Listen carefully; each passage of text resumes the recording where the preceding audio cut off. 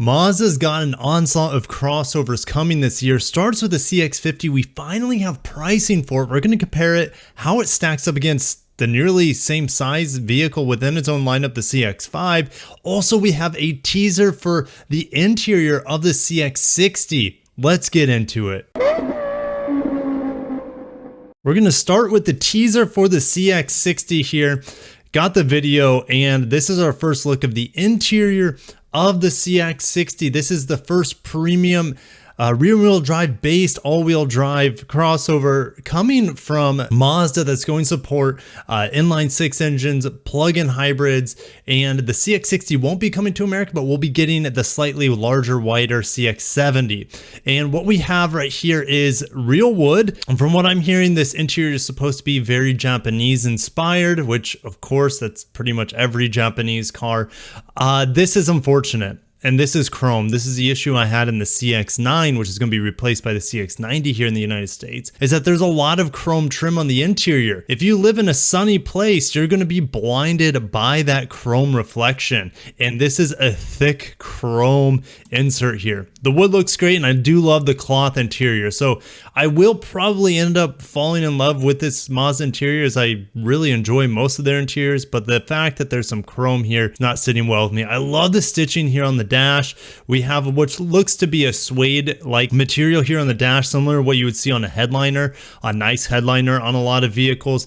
This looks to be kind of a soft touch plastic up top. In the back, you just see how much chrome there is. And I don't know what's going on here. It looks like this could be a side vent. More than likely, this is a side vent, but it looks like it's kind of etched into the door. So when you open the door, it looks like the vent will maybe stick out. And that is a recipe for banging your knee. So it'll be interesting to see how this vent handles itself. But maybe it's integrated into the door. So when you open the door, this vent is attached to the door. That'd be a different interior design that I don't think anyone else has done, is push air through the door. I know they do it to heat the mirrors, but this would be the first time I've seen someone put air through the door for interior circulation. Here's the large handle for opening, I should say mainly for closing the door, and this might be the latch for opening the door. It's kind of hard to see because it's so out of focus. We have a little bit, as we come closer, we have a little bit more idea of this squared off vent for the front of the vehicle, and then the screen sitting on top of the dash, and it says discover more on March 8th. So definitely stay tuned for the channel. If you're new to the channel, I definitely cover a ton of Mazda because they're a Japanese automaker. I cover largely Japanese and Korean automakers, and that may be changing in the near future, but in the time being, that's my bread and butter. So make sure you subscribe for more Mazda updates along the way. And before we get into the CX-50 pricing, check out Clout Coffee in the description below. Made in Nebraska, just like myself. Tastes delicious, especially if you're into barrel-aged coffee, if you like your whiskey, if you like your rum, that sort of thing. Infused into your coffee, that sort of flavor. It's delicious. And let's get into the pricing of the CX-50 here.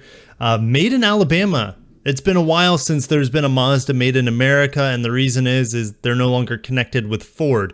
So what we have here on the left is the CX-5 pricing for the CX-5 that is imported from Japan, and on the right here we have the American pricing for the CX-50 that is built here in America, and both of these vehicles are supposed to be in the same segment. So what's interesting to me is that destination is identical for both of them, even though the CX-50 is being shipped across the Pacific Ocean on large container ships and then put on railways and whatnot to get to your destination or the final dealership. It still costs the same. So that's unfortunate. I was hoping we would at least get a little discount here because it's made in America, but it looks like the destination fee is identical between CX-50 and the CX-5. We have a ton of grades here, and I'm not going to get into the nitty gritty of which grade provides which features. We would be here all day because it's going to probably slightly differ between a Select on the CX-50 and maybe a CX-5. If we look at the entry level here, all these price differences are in excess of what we see on the CX-5. So the CX-50 is a more expensive vehicle when you compare it tier to tier. So when you look at the base model, it's about $1,000 more for the CX-50 than the CX-5, even though they provide the same sort of vehicle experience. The CX-50 just looks a lot better in my opinion, and it should be a little bit wider. All of these trims below the turbo grade have a 2.5 liter naturally aspirated, around 185 horsepower. They are all-wheel drive. CX-5 every single trim. Then you get up to the turbo, and the turbo is good to see that it costs the exact same as the CX-5 turbo. But when you go to the Turbo Premium Plus, which is equivalent to the Turbo Signature on the CX-5, it costs nearly $3,000 more. And there will be a press event for the CX-50 in the near future. Unfortunately, it won't be going due to travel restrictions, so I won't be able to tell you if it's worth the $3,000 or so increase on the Turbo Premium Plus versus the Turbo Signature CX-5. If you haven't seen my CX-5 reviews, make sure to check those out. All of these vehicles come with a 6-speed automatic, forgot to mention that. Love that transmission. I just drove that on the CX-9 and the Turbo. I love that combo. It's just a great combo and it works well for them. Unfortunately, we don't have any hybrid pricing. So if we go down in the notes here, the CX-50 will be having a hybrid. It is guaranteed to be a Toyota hybrid, but more than likely it'll be the RAV4 hybrids, which is 219 horsepower, which is, more than about 20-30 horsepower more than what we see on the naturally aspirated 2.5 liters. So we'll probably be getting around 40 miles per gallon on it, which is awesome. And that would be the model I would be most interested in. Get 40 miles per gallon, 220 horsepower or so. I'm perfectly okay giving up the more pricey Turbo and Premium Plus. Even though I love the Turbo engine, I would be happy to give up that top end power and torque for efficiency. 40 miles per gallon is amazing compared to what we would probably get in the Turbo is low 20s on the CX-50. There's also Meridian Edition coming out, which is going to be more rugged. This is probably what we saw on the press images when they first released the CX-50 or unveiled it. It's going to have 18-inch wheels, bigger tires. It's kind of, to me, it's going to be heading directly against the Wilderness packages from Subaru. Now, when we get up to these higher tier pricing here, especially 42,775 versus not even 40K for the CX-5, we're getting into entry-level luxury. So I have the GV70 up here. I could have probably put the Acura MDX in here because it'll be right in the same pricing here. But the NX naturally aspirated all-wheel drive comes in at 40,000, undercutting the turbo. Don't get nearly the same power in the NX250 all-wheel drive, but if you don't need it, you're getting a more luxurious vehicle in theory.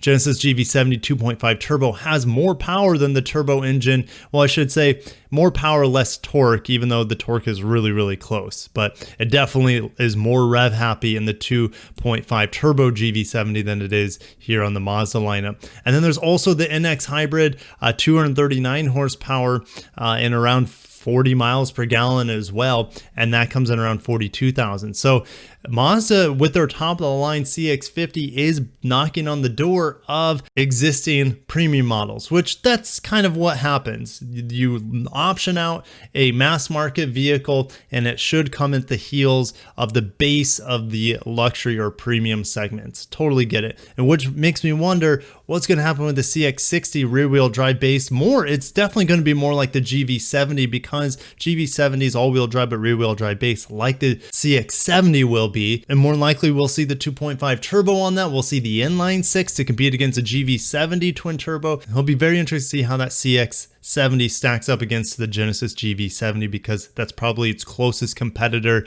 that's not a German vehicle. And switching gears, we do have some more news coming for you guys. Manual transmission rumors again are seemingly more confirmed for the 2023 Supra. The way things are going, I would say there's more than a 50% chance that the manual transmission comes to the 23 Supra, so that the brand new Nissan Z, the 2023 Nissan Z with a 6-speed, has some direct competition there. They also say that the Corolla in Japan will be ditching the 1.8 liter 4-cylinder to a 1.5 liter 3-cylinder that we see in the Yaris, but don't expect the Mississippi made Corolla here for the United States market to ditch the 1.8 for a 1.5 3-cylinder. I do expect the 1.8 4-cylinder continue for the base entry-level models, and then of course the 2-liter naturally aspirated for the upper trim models, the XSE, etc. And then we'll also be getting the GR Corolla later this year. Stay tuned for that. I think we'll have an announcement, fingers crossed, in the near future because of all the teases they've been giving us. But yeah, it looks like there'll be a small refresh for the 2023 Corolla. Even though we won't be getting these engine changes, maybe a small fascia change because it's mid-cycle refresh. But I'll end it there. If you enjoyed today's video, smash the like button, really helps me out, helps the channel out so much. Can't wait to see the CX-50, can't wait to drive it. Like I said, unfortunately, due to travel restrictions, won't be going to drive it. I will be getting my hands on it when it comes into the press fleet here down in South Florida. And definitely stay tuned for March 8th as we'll get the full reveal of the CX-60. But I'll catch you guys in the next video. As always, thank you for watching and peace out.